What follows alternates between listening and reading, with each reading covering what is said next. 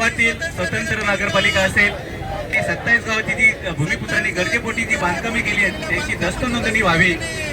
तसेच डोंबिवली MIDC मध्ये भीषण स्फोट झाला, त्या भीषण स्फोटामध्ये महसूल विभागाने जो नुकसान पंचनामा केलेला आहे त्या पंचनाम्यानुसार नुकसानग्रस्तांना भरपाई मिळावी आणि मेट्रो प्रकल्पामध्ये मेट्रोचा 12 प्रकल्प याला आता प्रस्तावित आहे। या मेट्रो 12 प्रकल्पामध्ये स्थानिक भूमिपुत्रांना बांधकाम परवानगी मिळावी, तसेच स्थानिक भूमिपुत्रांना कायमस्वरूपी नोकरी मिळावी याकरिता राज्य शासनाचे लक्ष वेधण्याकरिता बेमुदत धरणे आंदोलन आहे।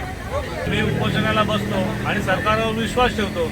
सरकारचे प्रतिनिधी येतात, आम्हाला आश्वासित करतात, आम्ही त्यांच्यावर भरोसा ठेवतो, पुन्हा तेच होतं म्हणून आम्हाला आंदोलन करावं लागतं। या ठिकाणी प्रोग्रेस कंपनीचा जो स्फोट झाला होता त्यानंतर आता नवीन स्फोट झाला, आता हे जवळजवळ 18 ते 22 स्फोट झालेले आहेत।